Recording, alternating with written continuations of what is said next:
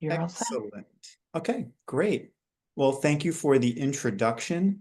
Thanks for everyone who is here today. It's lovely to be here or wherever you are. Hopefully it's lovely there too. My name is Ian McDermott. I am a librarian and associate professor at LaGuardia Community College.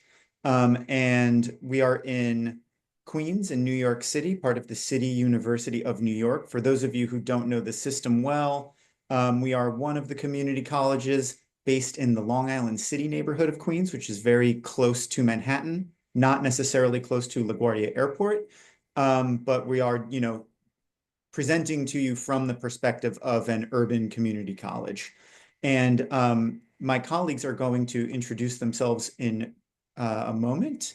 But I just wanted to say very quickly that the title of our talk, Leveraging Student Experience Through the Use of Open Pedagogy, LaGuardia Community College's first year seminar. It's about the creation of an OER textbook that we have all made together and with a lot of other colleagues that we will describe in just a moment. So let me pass it along to my colleagues to introduce themselves. How about Christine?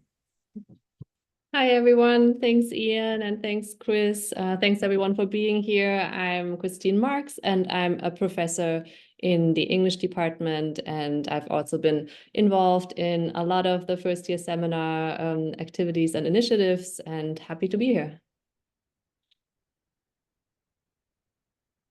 Oh, sorry, Ellen. Go ahead. Hi, everyone. Happy to be here. I'm Ellen Quish. I'm the Director of First Year Programming and Student Success. I've been at the college for decades. I've had the privilege of working closely with first year seminar faculty, our student success mentors, and a whole bunch of initiatives, including this one, which I'm super excited about. Colleague Kristina. Hello, everyone. My name is Kristina. I work in the Center for Teaching and Learning. I've had a few roles within the center, but I also, for this project, I work as a student team lead for the first year seminar textbook. Excellent. Thanks, everyone. So we'll get into it. And, we're starting with this first slide because our work, one of the first times we presented it to the LaGuardia community was at this big event called Opening Sessions. That's a real kickoff for the fall semester. And we had a guest speaker, Professor Kate Denial. And I'll just read her quote. And her keynote talk was on the pedagogy of kindness. And so just to read, but what about believing in students?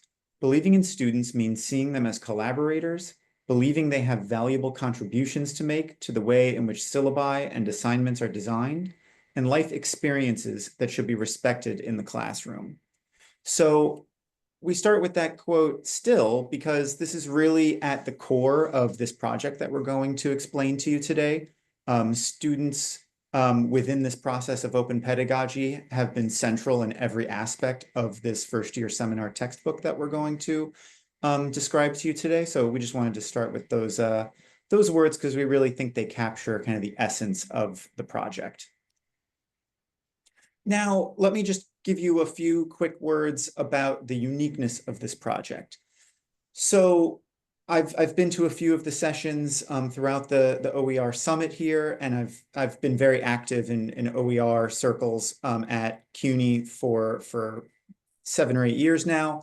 And this project's a bit different because we weren't dealing with your typical course conversion, expensive textbooks, high enrollment courses to really maximize the impact from the financial perspective with OER.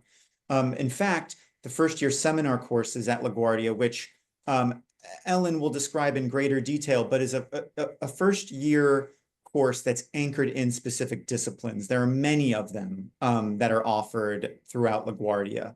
None of them had a dedicated textbook, let alone an expensive textbook. So what we were really doing was creating the first textbook at LaGuardia for the first year seminar program. And so we wanted to use open pedagogy to co-create this textbook because we figured this, is a book for the first year seminar. And as a result, we really needed their input to make this book as impactful as possible for this particular student population. And one way that we really did that was having students work with us on reviewing chapters, and they actually created a lot of multimedia content for the book, which Kristina in particular will talk about a bit in a few minutes. And so we're really thinking about OER and open pedagogy as this really ideal combination, because while we made this book for the Laguardia community, it is still an OER, and we welcome anybody to use it and repurpose it for their own use and adapt it. So, we still are, going with the OER spirit, using this open pedagogy approach for our particular community. So I'm going to pass it over to Ellen. Okay, thanks, Ian, for talking about really what has a lot to do with our success so far around the use of the OER and the development of the OER.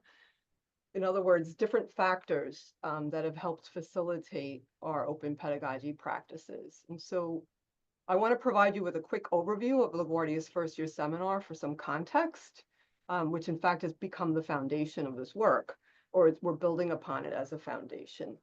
So LaGuardia's FYS course has been taken to scale.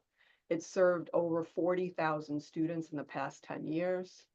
Over 200 faculty from all of our academic departments have taught the course, and they've also participated in a range of FYS-related professional development activities. The FYS initiative has been supported by FYS faculty liaisons representing the various FYS courses. And what's really important here is that it's a discipline-specific course. Ian mentioned that we have multiple courses. We actually have a total of 16 courses. The course is actually also a graduation requirement. But what's special about the course is its design. Students have the chance to meet with faculty every week, and then they also meet with a student success mentor in what's called an attached studio hour, which is essentially a lab component. So throughout the past 10 years, FYS course content has been created, activities, assignments, different resources by FYS faculty and student success mentors, and have been available to us online. We've used the Commons, Academic Commons, for what we call our FYS curricular resources site, and we've also used course-specific e-portfolios that have been developed by our student success mentors. So there's a little bit of a history that comes before this actual book. And so that history of transdisciplinary collaboration among first-year seminar faculty, along with this existing partnership faculty have with student success mentors and a college-wide structure in place for the first-year seminar, have all helped foster this current commitment to and this practice of open pedagogy. And it's also about advancing student success and access in a new way. And as I said, it's really the foundation upon which we've built the FYS OER. And it's become a portal for its promotion and its use. Next slide, please.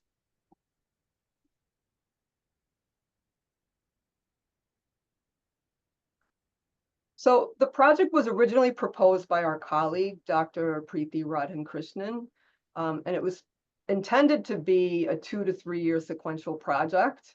But since then, we've realized that we need more time. In fact, we could probably be doing this for a lifetime. But we're just going to take you through the initial phases of the project. And so we started during the pandemic, hence that picture of all of us staring into the Zoom cameras. And that first year, which was 2021, 2022, was really about figuring out a process for our work. And there were a bunch of different activities that included the faculty that I've mentioned before. Faculty have been very much committed to the first year seminar initiative. And in that work, we collected materials, we reviewed materials as a way to start building possible content. We also looked at possible platforms, and I know that the prior presentation in the Zoom link was about Pressbooks. So we landed on Pressbooks as our platform. And other activities during that first year were workshops, and that was also mentioned in the prior session. We did workshops with faculty and students on editing and drafting FYS OER materials, learning how to draft your own text and co-create with students. We also focused on developing synergy between our OER and our core e-portfolio, which is another college-wide initiative at the college, so as not to duplicate efforts and content that students might encounter. And then we moved into the following year with a much clearer sense, our phase 2 of what we wanted to do. And so that work was really about drafting modules that would eventually make their way into the book, using the drafted materials and piloting them with a number of the FYS courses. And then we had to also start thinking about marketing and outreach, and assessment and evaluation. And what's important to note here is that we not only invited feedback from faculty who agreed to pilot the OER, but also students, which was very helpful. And then our third, and originally we thought that would be our last year, but our third phase was just last year. And then we really brought the project to scale. We started to promote the textbook beyond those initial piloting courses. It's even gone outside of community college education. It's been used in different contexts. And we've also decided to, or we started last year to include student artifacts, FYS students who, in collaboration with faculty, were creating material in response to the book. So for example, a campus video, and that's since been included in the textbook. And then really a push on, we'll talk a little bit more about this towards the end, but a real push on marketing and outreach.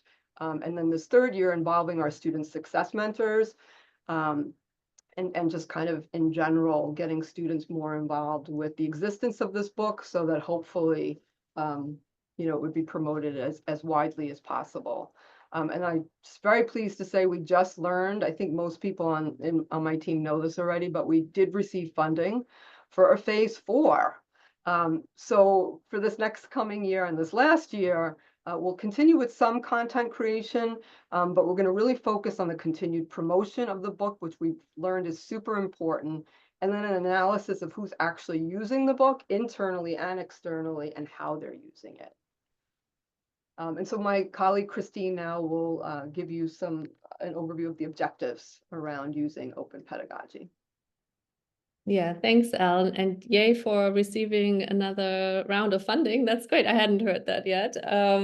Yeah, so just to come back a little bit to the beginning of the project, I think the most important aspect is how dynamic the process was from the beginning and how students were involved really from the outset of the project. So when we, just did an audit of the materials that were currently being used, Ellen had already mentioned that we, of course, had generated quite a few materials already with our first year seminar curricular resources library, but also really, like drawing on the materials that the student success mentors had created. So I think that was an important part. And then looking at all of the OER materials for first year seminars, because one of the things that's particular about our textbook, I think, is that there were a lot of aspects of the book that are very particular to the Laguardia context. And I think especially here, the students did amazing work in really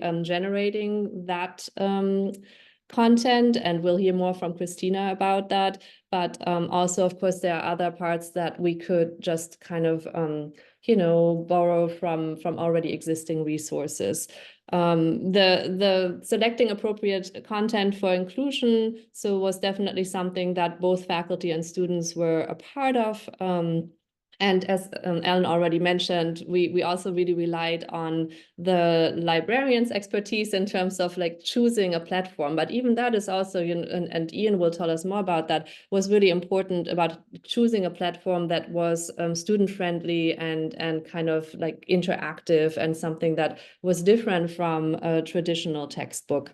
For the open pedagogy approach, then I think we'll hear a lot more about the process in a second, but it was really from beginning of just thinking about potential contents to designing the content to revising it. So it was really a back and forth process with that. Then we started drafting the chapters, and if we can have a look at the next slide, we can see where, on the right side here, we have the current overall contents of the book as it is. That started differently, right? Of course, we had different ideas about how to group the information, and so we definitely shifted things. Here we just see the broad chapter distinctions. Of course, these are then, have several sub-chapters. So for example, in the orientation chapter, we learn about what is the first year seminar, and we have an introduction to Laguardia. We see like college, we have a chapter called, or sub-chapter called college identity that includes a lot of student profiles.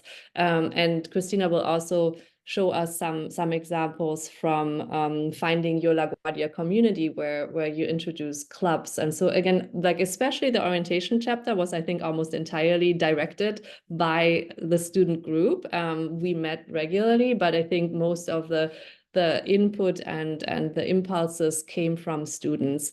We, again, for the rationale, we really valued that student input throughout, and we wanted to make sure that this kind of culture of kindness that Denial is talking about is not just, classroom pedagogy, but also goes beyond that. So creating the classroom materials, and the first year seminar by design is really also about connecting with the college community. And so a lot of that went into the textbook as well, where students thought about, okay, what's important to us? How do we really create community? And how do we invite students in and make them feel like they belong to LaGuardia? And I think that's something where students really know best. And I think that's why it was great that they took charge of these parts of the chapters especially.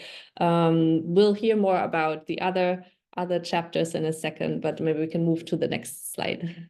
Yeah.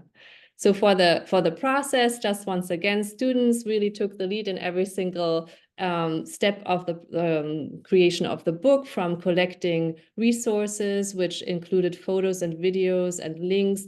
And I think that in itself is something that the students really pushed for, I think, in very positive ways, because I think sometimes we were a little too text heavy, and they were thinking, well, how can we make this more inviting and more interactive and engaging? So adding more videos and photos was important.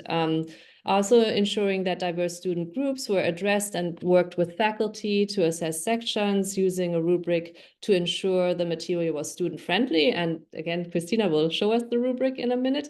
And then also developing questions and guidelines, conducting interviews for student testimonials and bios, and participating in editing videos and content creation. So it's a lot of different components, and we'll now hear some specific examples of these.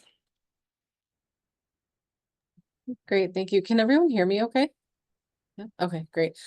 Okay, so as everyone shared, it's evident that the student team has provided support in many areas. So what we see on the screen, sorry, what I would like to focus on is the Find Your LaGuardia community chapter. So I think it contains the most student created content. So as a student myself, and again, the student team, our intention was for students to feel a sense of belonging at LaGuardia. So we connected, as an example, with club presidents. We led interviews with club presidents because we wanted to learn more about their experiences leading a club or working with students or even creating a club. So our process, specifically for this chapter, we gathered photos and we connected with clubs and organizations to provide a description and even participate in video testimonials, which are the screenshots that we see as well. And again, this was the intention of encouraging students to make the most of their student experience. And we were able to showcase what they can be a part of, especially through this chapter. So for the next slide, we can review the rubric. So again, one way that the team practiced open pedagogy is by incorporating student feedback. So the student team used a rubric to review chapters and provide their feedback. So for example, the student team assessed whether the material was student friendly, is multimedia needed, to enhance learning? Do we have additional suggestions to strengthen the content? So the next slide, we will actually see a space where we were able to write more feedback in the recommendations section. So I found this process unique, as it allowed us to use our voices to shape the experience of future students through that feedback. So again, once we reviewed each dimension, we were able to provide that feedback in the recommendations section of the rubric. And then can we see the next slide? And the next slide. Great.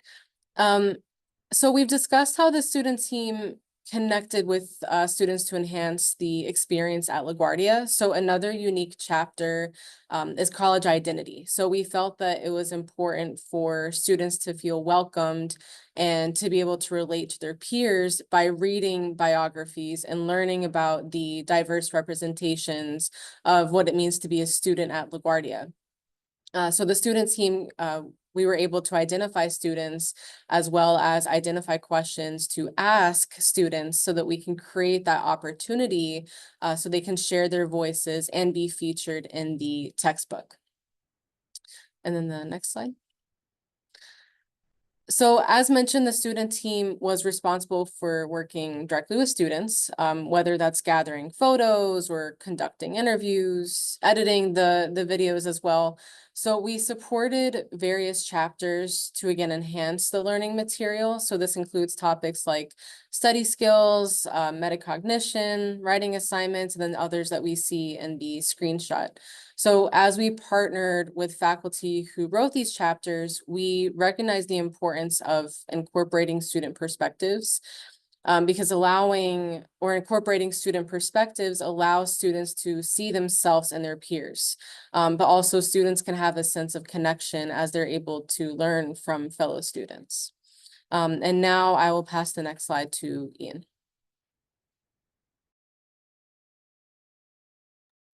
All right. Thank you, Kristina. Before I get started with our use of Pressbooks, I just want to rewind a little bit because when Ellen mentioned that we received funding for this year for a fourth year, I should have said at the beginning that this project has been funded by the New York State OER initiative. And so we've been able to take advantage of that opportunity and apply for funds for this specific project.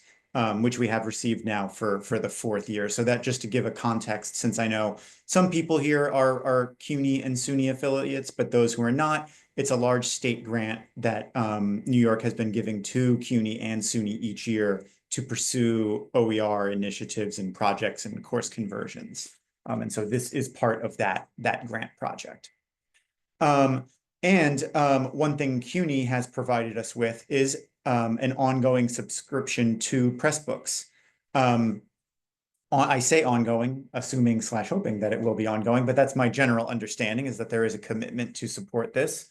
And we landed on Pressbooks, one, because of what I just said, we understood it to be a resource that would be available in an ongoing manner. But there were a lot of other aspects to our choice to use Pressbooks that really lent itself to this particular project. So as you've gathered already, and as we've explained, this is a very collaborative project. So we needed a tool to publish this textbook that everyone would be able to look at, edit, share, make suggestions to.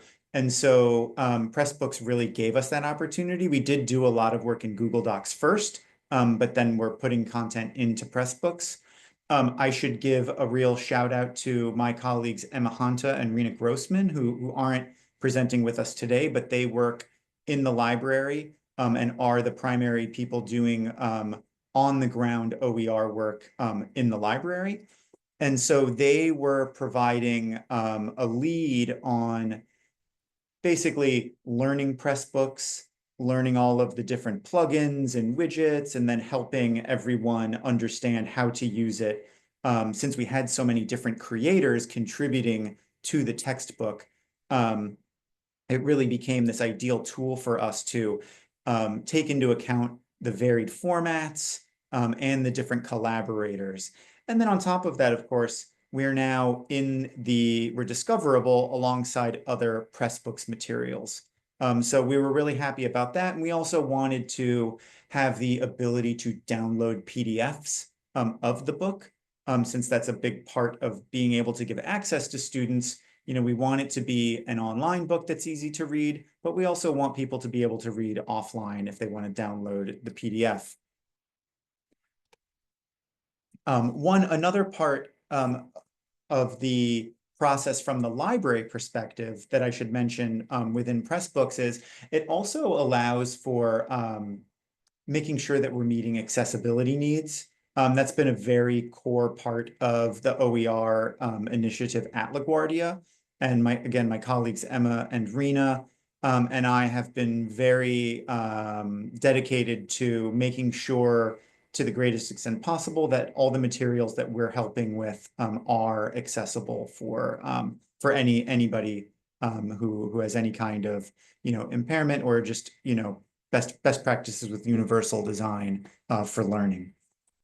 Then the other thing I want to touch on is just a little bit of the faculty feedback. I would say overwhelmingly, people have had a wonderful experience working on this project, and a lot of different people have worked on it. You know, we are a core group that's been involved every year, but there are some people who have been involved for 1 or 2 years. For example, our colleague Allison Sheffield wrote she wrote the Conquering Challenging Courses section, and I'll just read her comment since it's short. She wrote that receiving input from students on what we worked, and importantly, what didn't work, was invaluable. It made me step back and rethink my approach with a fresh perspective on how to best meet our students' learning needs. And I can personally testify to this as well. I co-authored sections on information literacy and student research skills. And it's very easy for us, you know, working in a discipline to kind of get not step outside of that disciplinary thinking. And so for me, it was so key to have the student feedback when they're like, this is a little too much jargon, or maybe you could break this up because this is a very lengthy description, you know, splicing in some multimedia content. It was really just an amazingly helpful experience to have those student eyes on, you know, really just making me better at the work that I was contributing to the project. And so now I'm going to pass it back over to Ellen to talk about lessons learned. And there were plenty of lessons learned. As I said earlier, you know, that very first year was about understanding what we wanted to do or how we would actually be able to do it. So one of the things that we've learned is that we have to make sure we have a plan for making sure that our content remains current and relevant. I would imagine a lot of people on this call work at institutions where things might change from one day to the next. So we need to have a plan for updates. So we create these great videos about a particular resource for a student, and then like from one day to the next, it goes away. So that's just an example of some of the challenges. You know, of course, we want to be mindful of the user experience, make sure, you know, the content is relevant, appealing, and accessible, just as Ian has said as well. And then the other thing we kind of learned as we started to build more and more content is that, you know, from feedback from students, there was too much text in a section, or that the layout of the book itself started to become inconsistent. So even though there were eyes looking at this, you know, just being very intentional about what does it look like for the user. Again, accessibility from the perspective of meeting the needs of a group of diverse learners and making sure that the content is accessible and legible for all students involved. The other thing that we learned was the need, because this was a big project, as Ian said, there was kind of an original group of faculty who helped with the content creation. And then there's been this core group, this team that's led this project, but we've also had other faculty in and out involved on this, as well as students. And so realizing that we really have to identify roles and then making sure that we delegate those roles, both for students and faculty. There are a lot of moving pieces, and really that would help with, you know, eliminating or at least avoiding some redundancy. And then this last point I want to make is, and again, I think a lot of people on this call could identify with what I'm going to say, is that there are a lot of great resources that exist. People put a lot of time and energy into resources, and there might be an initial promotion or introduction of that resource, but you have to be, it has to be ongoing. and you have to go wide and broad, because you know, this book really is of value, and while it was intended for first-year seminar students and for first-year seminar faculty, it's of interest to all faculty at the college, and it's of interest to other environments as well. Doesn't have to be a community college environment. And so to do that, we realized, you know, other than sending out an email, like, we really did need to get our marketing and communications involved. So there have been digital displays in our halls about the book. The book itself has been incorporated into our regular student success mentor training. So student success mentors are already interacting with the content, and they can have a conversation with students about the book. And then more recently, we developed an event called Crack the Code, which is a super fun event that invites students to, basically, it's almost like a scavenger hunt going through the book. And so that event has popped up in all different places on campus. So that lesson is really get students involved if you want people to be using the resource that you create. And so I know we just have about 7 minutes, but we'd love to hear any of your thoughts, comments, take any questions that you might have.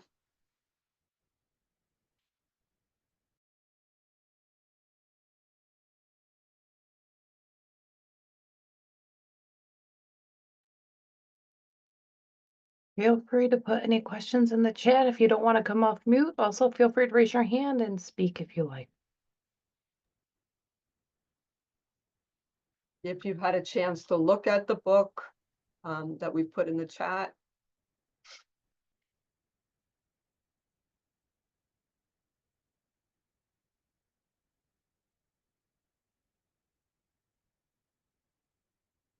Anybody have any experiences they want to share with us around open pedagogy?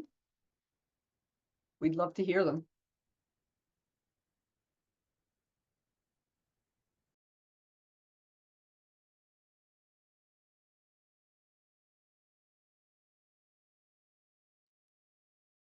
Probably the end of a long day on Zoom, so people are tired. But if there's no questions, oh yeah, there's a question. Rebecca. Actually, less of a question and more just kind of a reaction comment. This is a pretty incredible project. Also, I've only started just going through your press book, but this is so beautifully laid out and organized, and there is so much care and incredible work that went into it. I can just say thank you so much for sharing this with us. Amongst the many, many things that you touched upon that made me very excited was actually promotion at the end and the importance of it and some of the strategies that you're using, which just seems so incredibly valuable for us. So again, not a question, just more of a large amount of appreciation for all this remarkable work that you've done as a team and that you're doing with your students. Yeah, thank you for saying that. Thank you.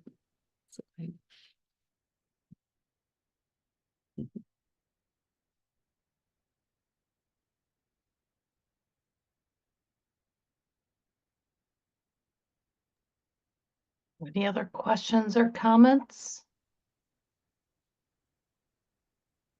I know Corey says in the chat, thanks for sharing. I can see this being helpful to first-year instructors all over. And WCC Online says agreed. Very nice. Well, if there are no other questions, everybody's contact information from our presenters from LaGuardia is in the chat for you. Feel free to follow up with them at a later time to ask any of your questions. This